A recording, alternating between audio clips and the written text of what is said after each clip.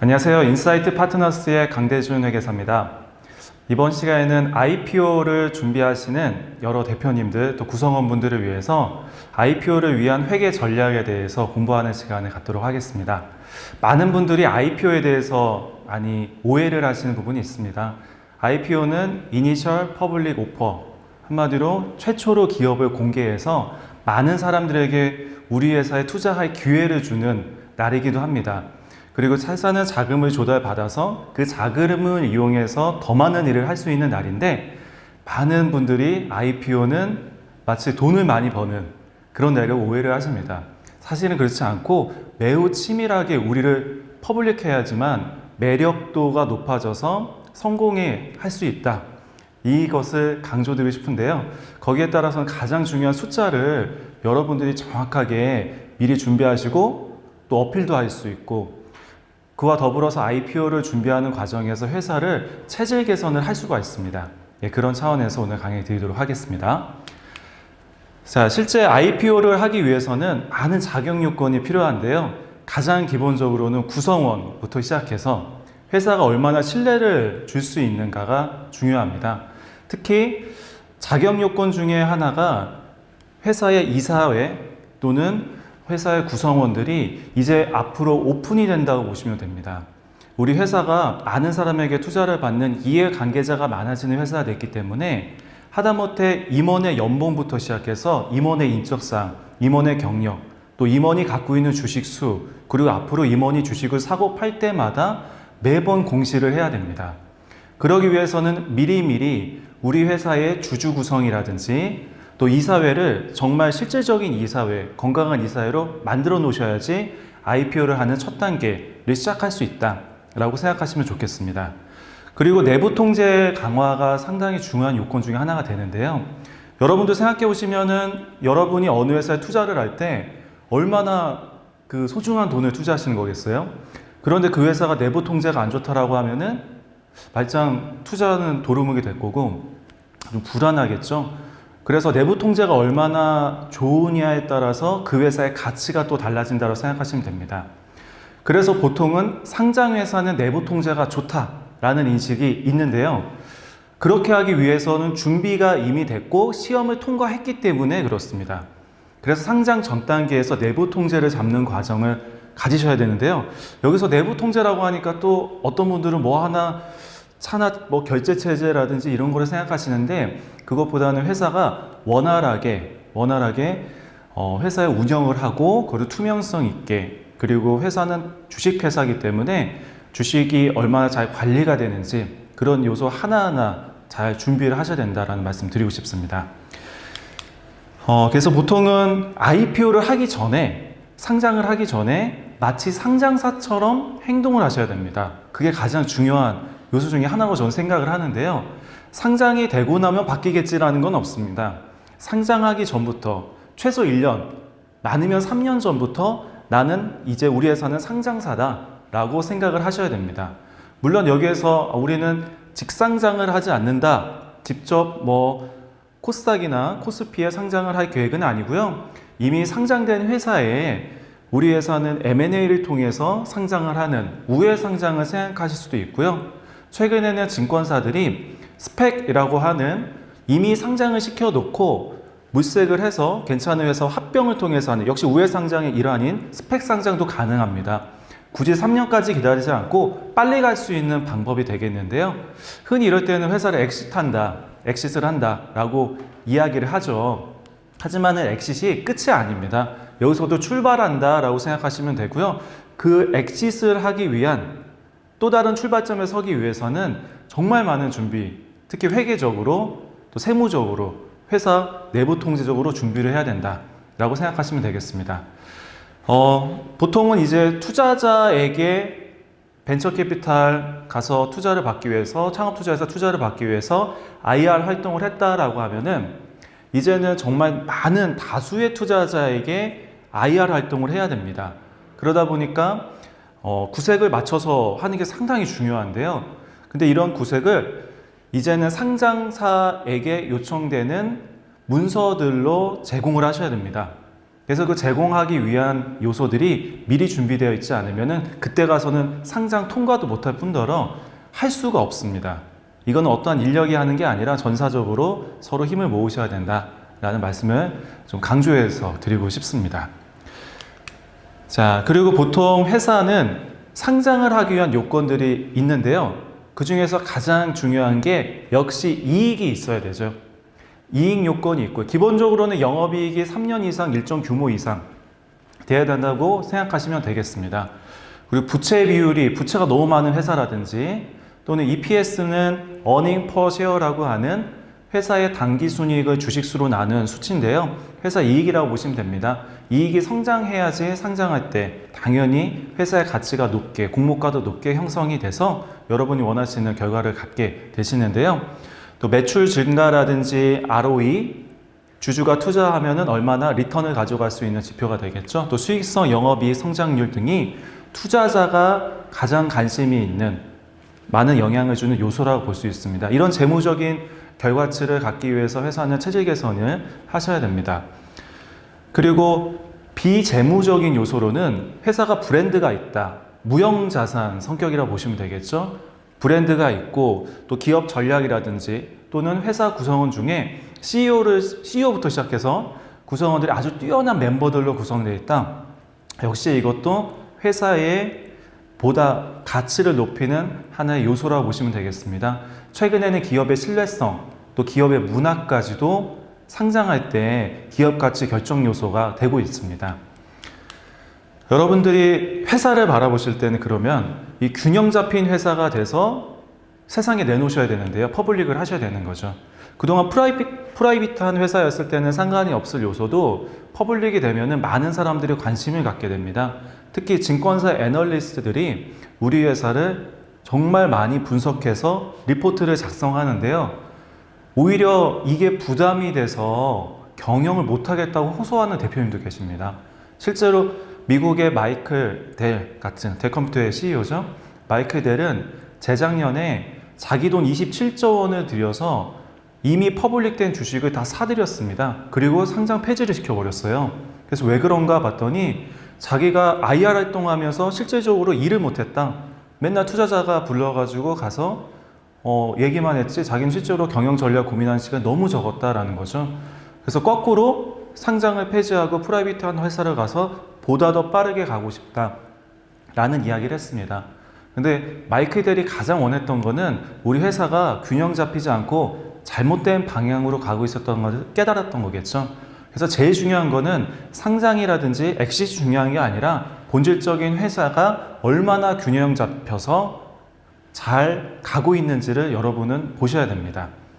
여기 모나리자 그림이 있는데요. 모나리자가 얼굴이 황금 비율이라고 합니다. 여러분, 우리 회사는 과연 지금 황금 비율로 달려가고 있는가? 방향성을 잡고 있는가? 그것을 잘 보셔야 될 것 같습니다. 그래서 보통은 우리 회사의 재무제표를 건강진단서처럼 매번 체크를 하셔야 되는데요. 많은 분들이 사업에 사실 바쁘잖아요. 경영에 바쁘게 의사결정을 내리셔야 되고 또 구성원분들도 일에 치이다 보니까 이 재무제표라고 하는 건강진단서 또는 성적표를 간과하는 경우가 있습니다. 아니면은 주로 세금 납부하는 용도로만 활용을 하시는 거죠. 그러면은 우리가 어디가 아픈지 또는 어떻게 다이어트를 하고 건강을 상태를 체크를 해야 되는지 이런 거를 좀 알 수가 없습니다.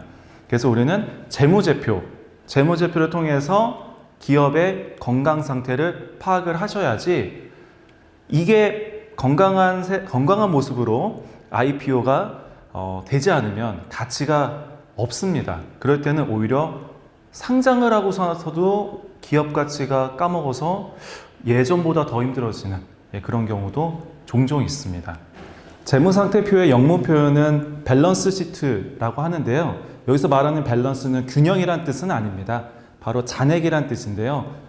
주로 이제 결산일에 우리 회사의 현금, 또 건물, 기계, 또 무형자산이 현재 얼마 남아있다 뿐만 아니라 부채, 자본이 있어서 우리 회사의 현재 재무 상태를 나타내고 있습니다. 여러분도 어느 시점에 재산이라고 하면 집이나 차가 있는 것처럼 우리 회사는 현재 이렇습니다 라는 걸 이제 보여주는 건데요.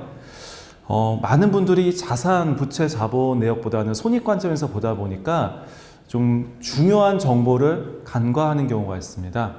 그래서 재무상태표와 손익계산서는 양대 산맥이다 라고 생각하시고 분석을 하셔야 되고요. 최근에 중요해지는 것은 바로 현금흐름표입니다. 현금흐름표는 실제로 우리가 일을 해서 매출은 생겼지만 자금 청구도 했어요. 근데 막상 현금이 안 들어올 수가 있습니다. 그럴 때는 도대체 무슨 일을 했는지 우리가 좀 어려움에 빠질 수가 있는 거죠. 그래서 현금이 과연 잘 들어오고 있는지 흘러가는지 이것은 마치 기업의 혈액순환 같다라고 저는 표현을 하고 있습니다. 혈액순환이 잘 돼야 건강한 기업이 될 수 있다라고 보시면 되겠고요. 실제로 나중에 상장이 되고 나서 주가에 영향을 미치는 것 중에 아주 상관관계가 높은 게 바로 영업활동 현금흐름입니다. 영업활동 현금흐름이 없다면은 주가가 올라가더라도 불안한 거죠. 그리고 궁극적으로 장기적으로 봤을 때는 영업활동 현금흐름에 거의 유사하게 움직이기 때문에 실제로 기업은 돈을 벌어야 잘 살 수 있지 않겠어요? 그래서 돈이 중요하다라고 생각하시면 좋겠습니다. 그리고 최근에 많이 주주들이 관심을 갖는 예전에 없었거든요. 최근에 생긴 자본변동표라는 재무제표가 있는데요. 자본변동표는 비상장 회사일 때는 별로 신경을 안 쓰셨을 거예요. 근데 이제 상장사가 되면은 증자가 되고 자본이 증가되는 거죠. 투자를 받아서 또는 감자를 했다. 자본이 감소된다든지 배당을 준다든지 또 이익이 쌓여서 회사의 자본금이 늘어나는 그러한 자본의 변동 내역을 나타내고 있습니다. 주주들이 봤을 때는 일목요연하게 정보가 요약되어 있기 때문에 주주가 가장 관심을 갖는 재무제표라고 보시면 되겠습니다. 그리고 여러분들이 재무제표라고 잘 생각을 안 하시는 재무제표가 있는데요. 바로 주석입니다. 주석은 앞에 나온 재무제표들은 다 표로 돼 있어요. 숫자가 쫙 써 있고요. 근데 주석은 설명서입니다. 예전에 상장을 하기 전이다. 우리가 아직 또는 외부 감사를 아직 받지 않는다. 다른 회계법인에서 그럴 때는 주석을 쓰진 않겠죠. 남들한테 설명서 할 필요가 없거든요. 근데 이제는 우리 회사의 많은 이해관계자들, 투자자들이 쳐다보고 있기 때문에 이 재무제표를 상세하게 설명을 해야 됩니다. 삼성전자 같은 경우에는 주석의 양이 거의 100페이지 정도 됩니다. 그 이상 될 거예요. 그만큼 설명할 내용이 많은 거죠.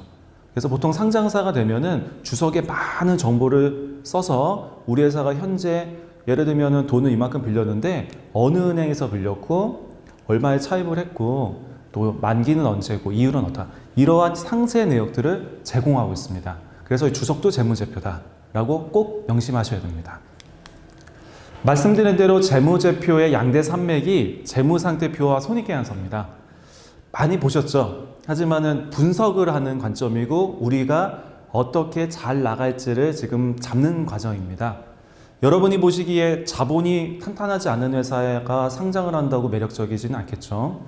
그 최근에는 저 손익계산서를 보시면은 영업이익이 있어야 상장이 가능했습니다. 근데 최근에는 영업 손실이 나더라도 상장이 가능한 게 많은 요건들이 완화가 되고 있어요. 근데 영업 손실이 나는데 어떻게 상장이 가능하겠냐? 매출 상승이라든지 그 회사가 갖고 있는 무형자산이 있어야 됩니다. 그래서 이런 거를 테슬라 상장이다라고 별명이 붙었는데요. 실제로 테슬라, 미국의 자동차, 전기자동차 회사인 테슬라는 아직까지도 적자를 보고 있습니다. 하지만 매출 상승이 꾸준히 일어나고 있고요. 아시다시피 워낙 많이 브랜드 가치가 구축되고 세계 유통망을 장악하고 있기 때문에 그만큼 기대감을 갖고 상장이 된 거죠. 실제로 주가도 많이 오르고 있습니다. 이제 그런 회사들을 규제하지 말고 상장을 하자라는 게 우리 스타트업에게는 더욱더 좋은 기회가 될 것이라 생각이 듭니다. 그러면 이 자산 같은 경우에는 어떨 때 매력적으로 기업 가치를 높일 수 있을까라는 것을 말씀드리겠습니다. 자산은 미래 현금 흐름 창출에 기여를 해야 된다라는 것을 명심해야 되는데요. 제가 자산의 정의를 말씀드릴게요. 여러분들이 자산이 너무 쉬운데 무슨 정의냐 하실 수 있는데 뭐 자동차가 있고 집이 있다 하면은 우린 그걸 활용해서 뭔가 효익을 누리셔야 돼요. 예를 들면 회사에 있는 자산 중에 브랜드가 있다. 상표 등록도 다 해놨어요. 근데 어떤 회사는 그 브랜드가 있는데도 불구하고 그 브랜드로 돈을 못 법니다. 현금 흐름 창출을 못 해요. 그러면은 그 자산은 가치가 없다라고 회계 정의를 내리고 있습니다. 결국은 자산의 정의는 회사가 통제할 수 있으면서 미래 경제적 효익을 창출할 수 있어야 된다. 캐시플로우 창출에 이바지해야 된다라고 보시면 되겠습니다. 결국 다시 한번 강조드리지만 이 자산을 이용해서 돈을 버셔야 된다라는 게 어떻게 보면 자산의 가장 기본적인 활용도가 되겠네요. 두 번째는 자산이 어떻게 증가되는지를 많이 파악을 합니다. 이제 많은 투자자들이 우리 회사를 분석을 할 텐데, 그래서 항상 경영자분들, 회사 구성원분들은 자산을 어떻게 구성할지를 보셔야 돼요. 어떤 회사는 돈을 많이 벌었어요. 근데 현금만 많이 쌓아두고 있는 회사가 있습니다. 그럼 남들이 봤을 때는 안전해 보이지만 사실 그 회사는 투자를 잘 못하고 있는 회사입니다. 성장을 해야 되는데 매력이 없는 거죠. 그러면 우리는 투자를 어디에 할까? 우리가 직접 공장을 세울까? 제조 설비를 다 가져갈까? 근데 최근에는 그거를 잘하는 회사 맡길 수도 있거든요. 그건 선택의 문제입니다. 그럼 우리는 어떻게 우리 회사가 가장 좋은 결과를 가져갈 수 있게 자산 구성을 가져갈까? 또 이것을 어떻게 표현해서 우리 투자자에게 보여줄까를 고민을 하셔야 된다라는 말씀을 드리고 싶습니다. 그리고 자산이 많다고 좋은 게 아닙니다. 자산은 보통 체격이 좋다라는 표현을 많이 써요. 자산이 많으면 할 수 있는 게 많죠. 덩치도 좋고. 근데 문제는 자산은 많은데 매출은 없다? 매출은 저는 체력이라고 표현을 합니다. 체력이 떨어지면은 오히려 그 많은 자산들이 힘이 빠지게 하는 요소가 됩니다. 그럼 다이어트를 해야 돼요. 그걸 우리는 구조조정이라고 하죠. 그래서 효율적으로 자산을 가져가면서 이게 매출로 연결돼야지 역시 자산이 가치가 있다라고 생각하셔야 됩니다. 그리고 많은 기업인들이, 많이는 아닐 수도 있는데 비영업 자산이 있을 수가 있어요. 비영업 자산은 회사에 꼭 필요한가? 이게 과연 매출을 내고 있는가? 라고 고민하셔야 되는데, 오너의 취향이라든지 또는 회사 과도한 복지 이런 게 우리끼리 있을 때는 상관이 없었는데 이제 투자자들이 들어왔을 때는 좋은 요소로 보지 않습니다. 그래서 영업자산이 대부분이겠지만 비영업자산이 있다 하더라도 그게 목적 적합하지 않다라고 하면은 그런 거를 좀 처분을 한다든지 가야겠죠. 그리고 중요한 게 자산 중에서 중요한 두 가지를 강조드리려고 하는데요. 매출 채권이라는 자산하고 재고자산이라는 자산이 운전자본이라는 것을 구성하고 있습니다. 운전자본은 보통 워킹 캐피탈이라고 영문 표현은 그렇게 하고요. 워킹, 일을 해야 되니까. 제가 영업을 했는데요. 물건을 잘 만들어서 또는 서비스를 해서 판매까지 했어요. 근데 아직 돈이 안 들어오고 있어요. 매출 채권이죠. 근데 매출 채권이 많은데 매출액이 늘면서 어쩔 수 없이 늘어나는 거는 상관이 없을 거라고 물론 봅니다. 하지만 매출액도 정체되어 있고, 근데 매출 채권만 상승한다? 그것은 회사가 현금 흐름이 아주 안 좋다라고 볼 수 있어요. 그래서 매출 채권이라는 자산이 많아지는 게 썩 바람직하진 않다. 운전자본에 문제가 생길 수 있다라고 보시면 됩니다. 그리고 재고자산 같은 경우에도 가장 스타트업에서 오류를 범할 수 있는데요. 일단은 우리가 잘 될 것 같은 거예요. 그리고 SNS 광고라든지 홍보 효과를 통해서 이제는 많은 반응을 받다 보니까 자칫 잘못해서 많이 쌓아두는 경향이 있습니다. 최근에는 초기 회사다 보니까 대형 OEM사들을 통해서, 제조회사들을 통해서 제품을 생산할 때 우리는 아직 경쟁력이 없거든요. 그래서 어느 정도를 만들어야 가격을 좀 싸게 해주겠다라는 것을 생각하기 때문에 많은 주문을 하게 됩니다. 근데 그게 오히려 지금은 당장 싸 보이지만 재고가 쌓인다고 하면은 바람직하지 않은 결과를 가져오는 경우가 상당히 많습니다. 그래서 우리는 적정한 자산, 그 중에서도 매출채권 회수 또는 재고자산을 얼마나 최소화할까, 이 부분이 현금 흐름과 또 밀접한 관련이 있기 때문에 자산 중에서 가장 또 중요하게 봐야 될 요소 중에 하나가 되겠습니다. 그리고 우리가 부채 부분도 좀 신경 쓰셔야 돼요. 부채, 특히 차입금이 많다라고 하면은 예전에는 우리가 빌렸지만 이제는 다 공개가 되거든요. 공개가 됩니다. 상장 전에도 외부 감사를 받는다고 하면은 금감원의 전자홍 시스템이라는 곳에 공개를 해야 되고요. 상장을 하게 되면은 거의 분기 단위로 우리 회사의 차입금이 얼마가 있다를 공개를 해야 됩니다. 근데 여러분들이 생각하셔도 높은 금리에 많은 차입금을 가지고 있는 회사는 위험하다고 생각을 합니다. 근데 꼭 차입금이 위험한 거지 나쁜 건 아니거든요. 우리가 꼭 필요해서 차입을 했다라고 하면은 거기에 대한 상세 내역을 잘 보여줘야겠죠. 그리고 합리적인 상관 계획을 제시해야 될 겁니다. 그렇지 않으면은 당연히 투자자 입장에서 불안감을 갖고 우리 회사 가치는 떨어지게 될 겁니다. 그리고 매입 채무라는 것이 우리가 외상으로 매입을 한 건데요. 아까 말씀드린 운전자분의 또 한 요소입니다. 결국은 우리는 영업을 한다고 하면은 항상 무언가를 매입하거나 아니면 외주를 줘서 일을 같이 해야 되는데요. 그러면은 이 매입 채무를 얼마나 잘 관리하냐? 아까 말씀드린 또 재고자산, 매출채권 이거는 항상 발생합니다. 그래서 이런 부분들을 어떻게 관리할지, 회전은 어떻게 되고 있는지, 얼마나 빨리 갚고 있는지 이런 요소를 체크하셔야 되고요. 그리고 차입금은 우리가 숨기고 싶어 한다고 해서 숨기기는 어려울 거예요. 왜냐하면 은행이 있기 때문에. 근데 예를 들면은 지금 당장 갚아야 되는 건 아닌 부채들이 있습니다. 대표적인 게 마일리지를 제공하는 회사라고 볼게요. 소비자한테 뭔가 서비스로 마일리지 포인트를 제공합니다. 그럼 이게 부채일까요? 아닐까요? 생각을 해보시면은 회사 입장에서는 나중에 서비스 해달라고 왔을 때 뭔가 좀 해줘야 되는 부채거든요. 근데 이거를 부채로 과연 지금 잡고 계신지 모르겠네요. 근데 회사들이 상장을 하기 전에는 회계 기준상 부채로 보게 되어 있습니다. 이걸 충당 부채라고 하죠. 근데 충당 부채는 미리 쌓아두는 부채다 생각하시면 되겠는데, 예를 들면은 어디 가서 포인트를 하나 적립했다 하면 그 회사 입장에서는 포인트 충당 부채를 잡습니다. 근데 충당이라는 것 자체가 추정을 하게 돼 있어요. 그 포인트를 모든 사람들이 다 와서 우리 서비스 또 해주세요 이렇게 하진 않거든요. 다 찾아먹진 않거든요. 그렇다면은 그 추정하는 것을 왠지 좀 줄이고 싶어서 우리 부채를 좀 낮게 보여주고 싶은 생각이 듭니다. 근데 이게 도가 지나치면 분식회계라고 하는 불법으로 되겠죠. 그러다가 또 감사 감독 기관들에서 문제가 발생하면은 또 큰일 납니다. 그래서 항상 그 부채가 정확하게 들어가 있는지 조금 더 보수적으로 생각을 하셔야 된다. 너무 낙관적으로 우리를 보지 마시고 보수적으로 보자라는 말씀 드리고 싶고요. 그 다음에 차입금 규모라든지 이자율 변화는 민감합니다. 예전에 이자율이 쌌는데 지금 좀 올라가고 있다. 이 회사는 이게 계속 공시가 되다 보니까 상당히 안 좋은 모습으로 보여주죠. 신용이 안 좋아진 거거든요. 이런 거 관리를 부채 쪽에서는 잘 하셔야 됩니다. 그래서 기본적으로 재무제표, 자산부채, 자산에서 부채 빼면 이제 자본이 나올 텐데, 재무제표를 분석한다라고 하면은 가장 중요한 요소 중에 첫 번째가 안정성을 봅니다. 여러분들이 저 회사를 봤을 때, 저 회사는 안정적이구나 라고 하면 같이 일하고 싶은 생각 또는 뭐 일도 하지만 투자도 하고 싶은 생각이 절로 들 겁니다. 그래서 기본적으로는 단기적인 안정성. 여기서 말하는 유동자산은 1년 이내에 현금이 되는 자산들이거든요. 보통 현금, 채권, 재고. 근데 이게 1년 내로 갚아야 되는 유동부채보다는 당연히 커야지 1년 동안에 단기적으로 안전한 회사가 됩니다.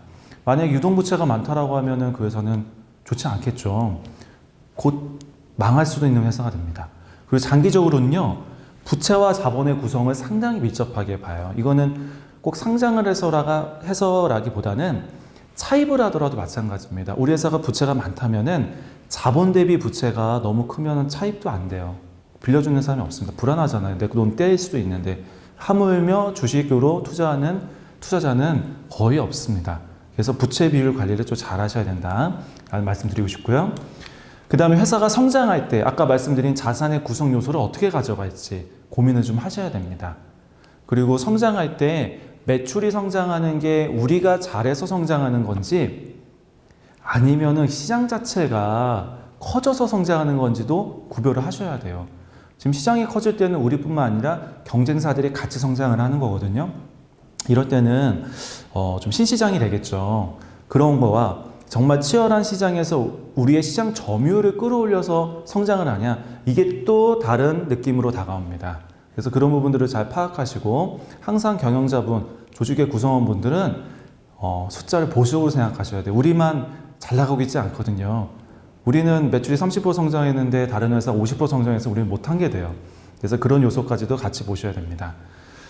자, 그리고 활동성 지표는요, 아까 제가 말씀드린 자산은 체격이다, 매출은 체력이다, 바로 그 부분인데요. 자산을 가지고 얼마나 잘 활용을 하는지, 예를 들면 여기 있는 비유동자산 같은 경우에는 주로 생산 설비라든지 아니면 우리가 갖고 있는 뭐 투자했으면 투자자산, 그리고 무형자산, 브랜드라든지 상표, 또 영업권, 특허 이런 겁니다. 이런 게 과연 매출로 연결되는지 회전율을 보는 게 활동성, 잘 굴러가는지를 보는 거죠. 그리고 제일 중요한 요소 중에 하나가 바로 남겨야 하죠. 수익성이 있어야 돼요.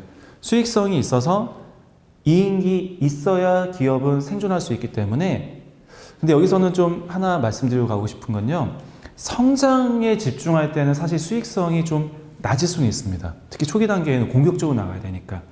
근데 안정기가 된다라고 하면은 안정성 지표와 더불어서 수익성이 탄탄해지는 모습을 볼 수가 있어요.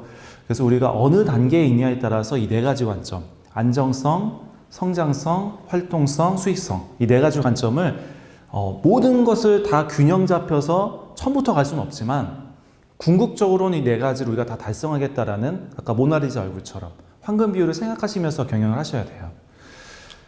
자, 그렇다면은 이 성장성을 볼 때도 외형의 성장도 있지만 결국은 실질적인 성장이 되지 않으면은 초기에는 외형 성장을 투자자들이 많이 봅니다. 근데 아까 설명드린 테슬라 같은 경우에도 지금 외형은 엄청 성장하고 있어요. 근데 실질적인 성장이 이렇게 계속 이익률이 나지 않을 뿐더러 이익이 크게 나지 않으면 사람들은 떠나게 됩니다. 못 기다려주는 거죠. 그래서 우리는 외형의 성장과 더불어서 실적의 성장까지 같이 신경을 쓰셔야 된다라는 말씀 드리고 싶고요.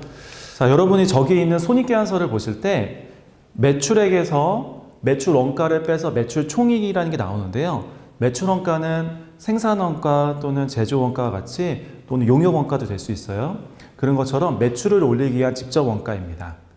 이거를 빼게 되면 매출 총이익이 나오는데요. 결국 매출 총이익은 생산성을 알 수 있는 지표가 되겠네요.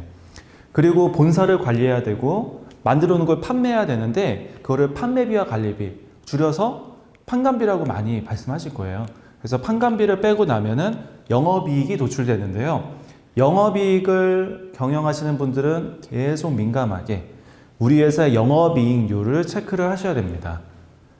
주가와 가장 밀접한 관계가 있는 현금 흐름과 더불어서 영업이익률이, 특히 우리나라에서는 특히 영업이익률이 가장 투자자들이 신경 쓰는 지표가 됩니다. 그래서 보통 실적 발표가 분기별로 상장하게 되면 하게 되고요. 비상장일 때도 당연히 실적 발표할 때도 투자자분들에게 영업이익률이 현재 어떻습니다, 추세를 보여줘야 되고 동종 업계랑 비교해서 영업이익률을 보여줘야 돼요.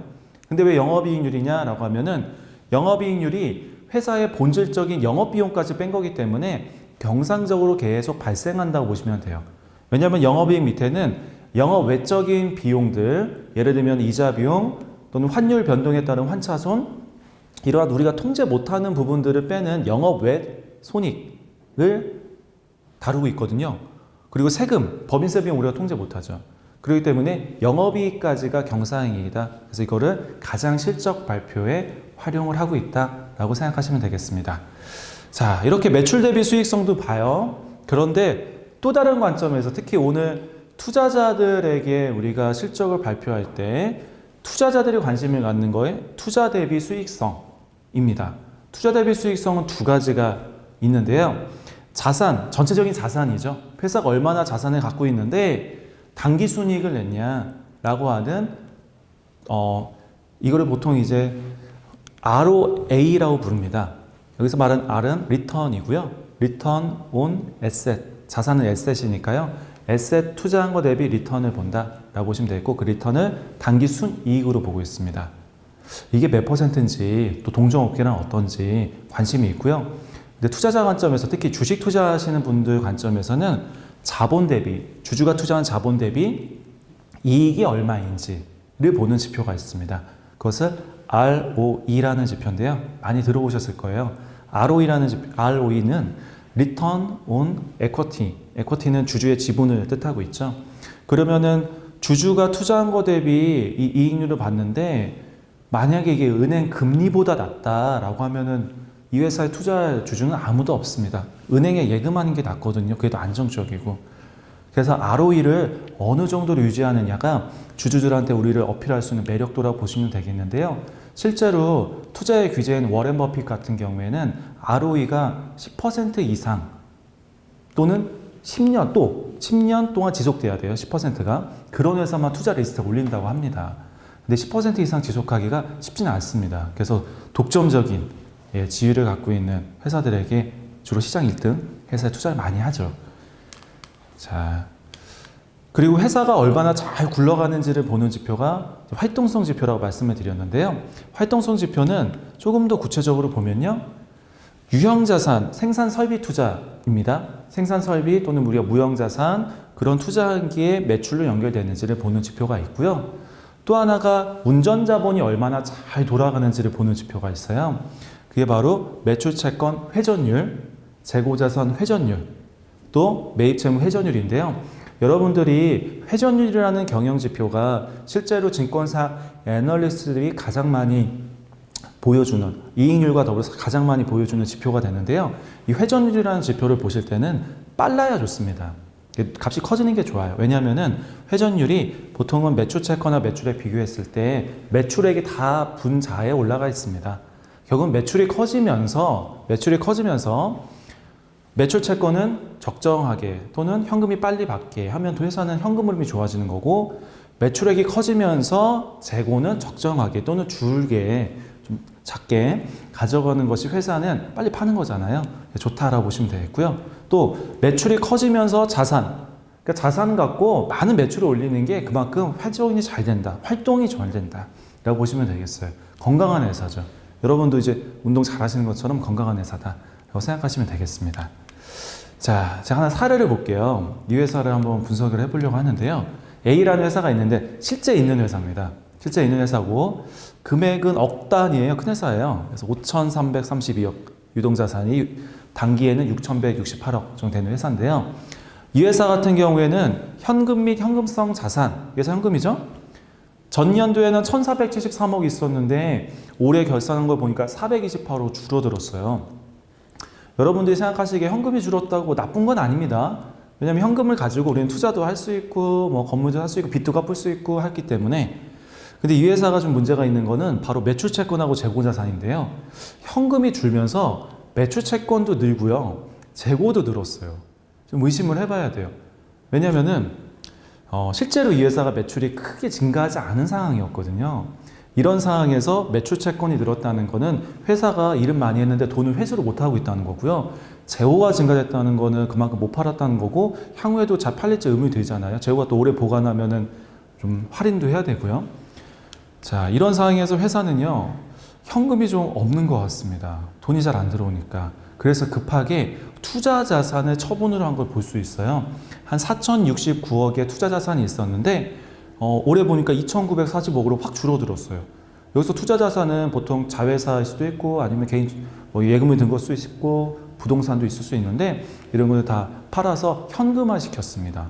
그리고 유형자산 같은 경우는 생산 설비인데 보통 기업이 성장한다라고 하면은 전년도보다는 올해 유형자산 비중이 좀 높아지겠죠. 당연히 회사가 투자를 더 해서 이걸 감당해야 되니까. 근데 이 회사는 유형자산도 좀 줄어든 모습을 볼 수 있어요. 왜냐하면은 감가상각이라는 거를 보통 유형자산 하게 되기 때문에 가치가 감소되죠. 오래 사용하니까. 그래서 오히려 줄어들기만 했지 투자한 건 없다. 회사가 그만큼 자금 사정이 좋지는 않구나라는 게 좀 느껴집니다. 자, 그러다 보니까 부채 쪽에 와서 보니까요. 이 회사의 매입 채무는 원래 전년도에는 3,122억이 있었는데 매입해가지고 아직 안 준 외상값이. 근데 올해 보니까 1,284억이에요. 아, 그 돈 다 외상값 갚는 데 썼네요. 이렇게 볼 수도 있는데요. 보통 외상값이 줄어들었다. 이게 회사에 꼭 바람직한 건 아닙니다. 왜냐하면 회사가 경영을 계속하면은 이 정도의 거래 관계에서는 이 정도의 매입 채무를 잘 가져가는 것이 어떻게 보면 회사 현금 흐름엔 더 유리하거든요. 너무 빨리 갚는다고 회사 입장에 좋은 건 아니잖아요. 적정하게 협의를 하면서 갚는 거죠. 근데 지금 갑자기 줄어든 모습은 이 회사가 매출액이 반으로 확 줄지 않았어요. 근데 매입 채무가 줄었다는 거는 매입량이 확 줄진 않았는데 줄었다는 거는 상대방이 이 회사를 못 믿는 거예요. 그래서 빨리 돈을 갚아라. 또는 현찰 아니면은 납품은 안 할게. 라고 하는 상황이라고 보시면 되겠습니다. 자, 이와 더불어서 지금 보면 단기 차입금이 많이 늘어났는데 급하게 빌린 돈이죠. 단기 차입금은 이자도 셀 겁니다. 회사 현금이 없다 보니까 이렇게 급한 돈을 빌리게 됐고요. 근데 여기서 최악의 경우가 남아 있어요. 장기 차입금이 줄어드는 걸 볼 수 있죠. 장기 차입금이 1828억에서 1750억. 뭔가 준 걸 봐서는 만기가 됐네 라는 것도 느낄 수 있는데 지금 위에서 돈이 없거든요. 장기 차입금은 이제 갚을 시기가 다가오고 있는데 그러면은 단기 차입해서 갚을 수밖에 없어요. 이거를 흔히 우리끼리 하는 말로 돌려막기다 라고 얘기하는데 결국 예산 돌려막기 하고 있는 회사였네요. 운전자본이 꼬였죠. 매출채권, 재고자산, 매입채무. 그러다 보니까 회사의 활동성에 문제가 생기면서 회전율은 떨어졌을 거고요. 결국 현금 흐름에 문제가 있고 이 회사는 곧 어떻게 될지 모르는 그런 상황에 직면한 회사입니다. 자, 제가 이 정보를 어디서 받겠어요? 보통 이런 투자자 입장에서는 그 회사 회계팀에 물어봐가지고 정보를 얻는 게 아니겠죠? 일정 수준 이상 되면은 예를 들면은 현재 기준으로는 자산이 회사 여러분이 갖고 있는 자산이 120억 원 이상이다 라고 하면은 주식회사의 외부 감사에 관한 법률에 따라서 보통 외감법이죠. 외감법에 따라서 회계감사를 받습니다. 회계감사 관련한 내용을 잠시 후에 또 설명을 드릴 건데요. 회계감사를 받고 그 내용을 재무제표를 공개를 합니다. 우리나라에서는 다트라고 하는 시스템이 있는데요. 전자공시 시스템입니다. 금융감독원에서 운영하고 있는 사이트고요. 여기에 들어가시면은 각종 재무 정보를 요건이 되는 이해관계자가 많은 회사들은 오픈을 하게 되어 있습니다. 상장을 하게 되면요. IPO를 해서 상장을 하게 되면은 이 요건이 정말 까다로워집니다. 그래서 상장사와 비상장사도 공개를 하지만 재무제표와 감사보고서 위주로 공개만 하고요. 1년에 한 번 정도죠. 근데 비상장사는요. 거의 수시로 공개를 합니다. 수시로 공개하고 앞으로 계획, 중요한 거래, 관계 계약을 했다. 혹시 회사에 횡령 사건이 발생했다. 이런 건 다 공개해야 됩니다. 이걸 숨기게 되면 상장이 폐지가 됩니다. 우리나라뿐만 아니라 미국, 또 뭐 런던이라든지 일본, 캐나다, 프랑스뿐만 아니고 전 세계 많은 실제 이런 상장이 돼서 상장을 해서 시장에 있는 회사들은 대부분 다 공시 사이트가 있다라고 보시면 되겠습니다. 자, 그럼 이런 공시 정보를 파악할 때 유의점이 있는데요. 연결재무제표로 공개를 합니다. 연결재무제표가 생소하신 분이 계실 것 같은데요. 많은 회사들이 이제는 한 회사만 있지 않죠. 자회사가 있거든요.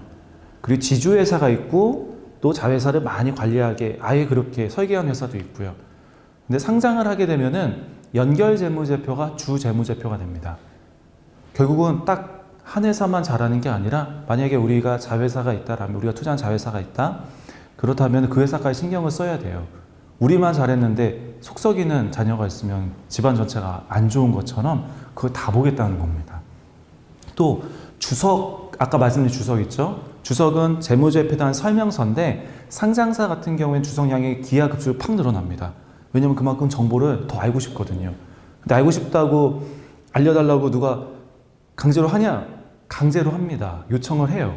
거기서 요건에 맞는 공시 정보를 제대로 안 해놓고 주석을 안 채워서 공개를 하면은 또는 허위로 했다. 라고 하면 역시 감사 의견도 제대로 못 받을 뿐더러 상장 폐지를 당하는 거죠. 그만큼 책임이 무겁다. 이 설명을 주석에서 하고 해야 된다라는 거고요. 그리고 분식회계 가능성이 있다. 분식회계. 많은 회사들이 자기들 좋게 어필하거든요. 근데 분식회계 했다는 것 자체는 회계 기준, 또 감사 기준, 또 외감법을 넘어서서 지금 회사를 숨기는 또는 더 어필하는 그런 사항이 됩니다. 물론 지금 강의 들으시는 분들이 그렇게 하고 있지는 않겠지만 주변에서 그렇게 해서 문제가 되는 회사를 많이 보셨을 거라 생각이 들어요. 근데 나도 모르게, 우리도 모르게 그런 회사처럼 보일 수가 있습니다. 그걸 조심하셔야 돼요. 그리고 회계 감사를 받습니다. 감사 의견이 만약에 의견을 감사인들이 못 주겠다. 의견 거절 줄 때도 있어요. 그러면은 바로 상장이 폐지되는 것을 볼 수가 있는데요. 그만큼 회계감사의 중요한 절차라고 보셔야 돼요. 회계감사 중요한 절차를 보셔야 되는데 감사 의견 또한 잘 받아야 되고요. 적정 의견을 받지 않으면 우리는 생존에 문제가 있다라고 생각을 하셔야 됩니다. 이와 같이 기업의 공시정보 파악 시 유의점, 또 우리는 이 공시정보를 제공하는 입장이 되다 보니까 이 네 가지 요소를 잘 보셔야 되는데요. 다음 시간에는 이 네 가지 요소를 하나씩 좀 더 자세하게 말씀드리도록 하겠습니다. 감사합니다.